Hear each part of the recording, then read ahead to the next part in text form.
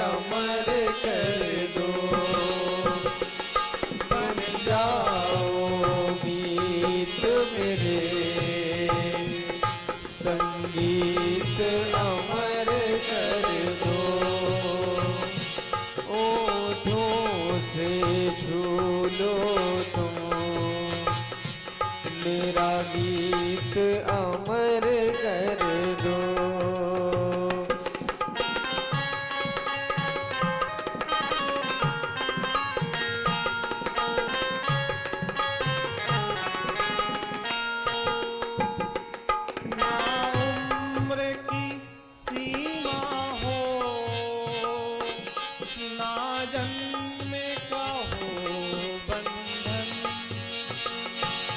ना उम्र की सीमा हो,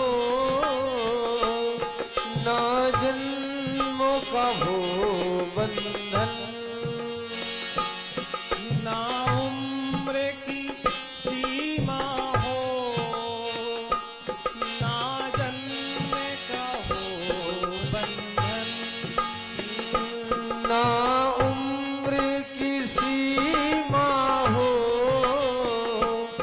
ना जन्मों का हो बंधन। जब प्यार करे कोई तो देखे केवल मन, जब प्रेम करे कोई तो देखे केवल मन। होठों से छू लो तुम मेरा गीत अमर कर दो, बन जाओ गीत मेरे, संगीत अमर कर दो। ओठों से छू लो तुम मेरा गीत अमर कर दो, मेरा गीत अमर कर दो। भगवान कृष्ण ने कुरुक्षेत्र में जिन श्लोकों को गाया उसका नाम भगवत गीता है। जिस शब्द में बड़ा आ की मात्रा जुड़ जाती है उसका वजन बढ़ जाता है, जैसे गीत और गीता,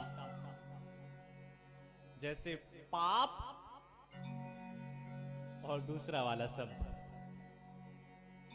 संस्कृत में ऐसा ही मतलब है, जहां पर गीत की अधिकता ज्यादा है उसे गीता, और जहां पर पाप की अधिकता ज्यादा है उसे आप समझें।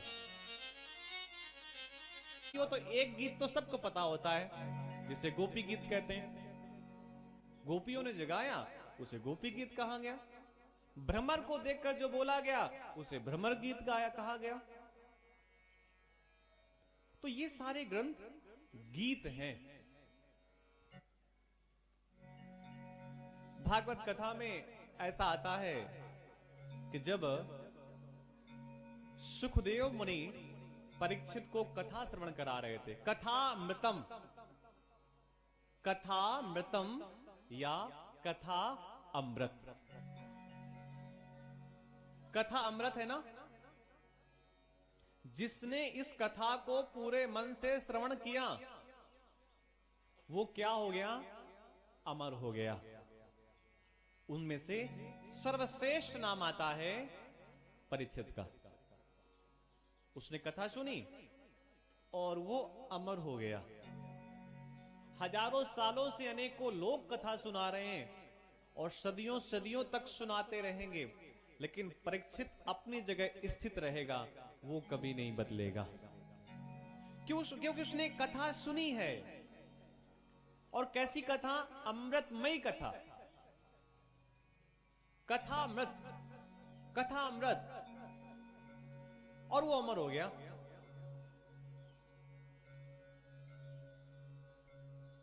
जब सुखदेव मुनि परीक्षित को कथा श्रवण करा रहे थे, उसी समय देवता लोग अमृत का कलश लेकर आ गए।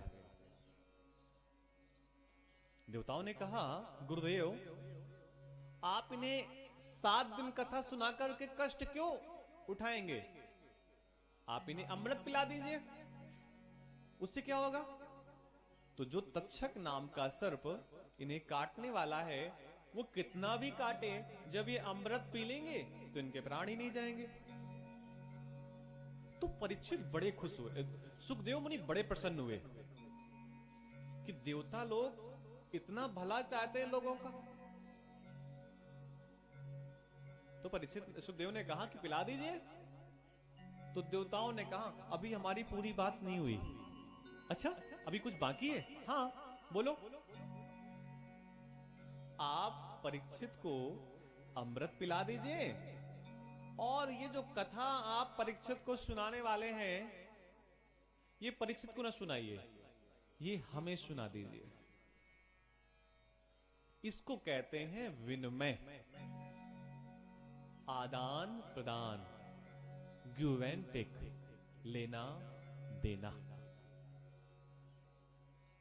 आप अमृत हमसे ले लीजिए और ये अमृतमयी कथा हमें श्रवण करा दीजिए। सुखदेव मुनि हंसने लगे।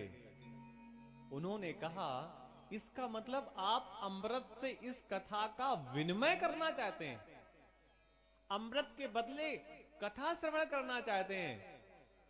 इसका मतलब आपने कथा की तुलना अमृत से कर दी। और 2 चीजों की वहां पर बात सुखदेव मुनि ने कही है कि कहां कांच का टुकड़ा और कहां मणि। कांच के टुकड़े की कीमत कोई नहीं, जैसे कंची, और मणि तो दिव्य होती है। लोग छोटी सी उंगली में लाखों रुपए की मणि पहने होते हैं। तो सुखदेव मुनि ने कहा, कहां कांच का टुकड़ा और कहां दिव्य मणि। तो मणि की तुलना किससे की गई? मणि की तुलना की गई श्रीमद् भागवत कथा से। और कांच की तुलना किससे की गई? देवताओं के पास उपस्थित अमृत की तुलना कांच से की गई।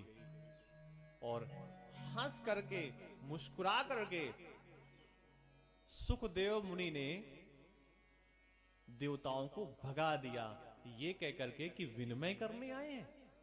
ये विनिमय की वस्तु नहीं है। तो इसके लिए कहा गया, श्रीमद् भागवती वार्ता सुरा रामपि दुर्लभा। श्रीमद् भागवत की जो वार्ता है, कथा है, ये सुरों को भी दुर्लभ है। सुर कहते हैं देवताओं को, क्योंकि देवता अशरीरी होते हैं। देवताओं के पास शरीर नहीं होता, वो मंत्रों में छिपे हुए होते हैं, मंत्रों में समाये हुए होते हैं। सतयुग में जिस देवता का मंत्र बोला जाता था, तो वो देवता सामने आकर के आहुति लेने लगता था। जैसे द्वापर आया, तो द्वापर में जब यज्ञ किया जाता था, तो देवता अग्नि कुंड से प्रकट होकर के यज्ञ का भाग स्वीकार कर लेते हैं। कलयुग में भी विवेकानंद के गुरु श्री रामकृष्ण परमहंस जब काली को भोग लगाते थे, मां काली को, तो वो भोग ऐसे ही स्वीकार कर लेते थे। निर्भर करता है कि हम कितनी श्रद्धा से भगवान को भोग लगा रहे हैं। अब श्रद्धा कैसी होती है हमारी? अब वो गए पनकी में, लड्डू जैसे पकड़ाया डिब्बे का, अब मिठाई थी 300 रुपए किलो वाली, अब देखा कि पंडित जी ने तो मुट्ठी भर के निकाल लिया, हमको तो थोड़ा ही रखा। तो ऐसी श्रद्धा है। आपने यहां प्रसाद चढ़ाया सेब का, अब पंडित जी ने आपको केला पकड़ा दिया, तो सेब तो हम 150 रुपए वाला लाए थे, केला इस समय सस्ता है ठंडी पे, तो पंडित जी ने सस्ता वाला पकड़ा। श्रद्धा ऐसी है।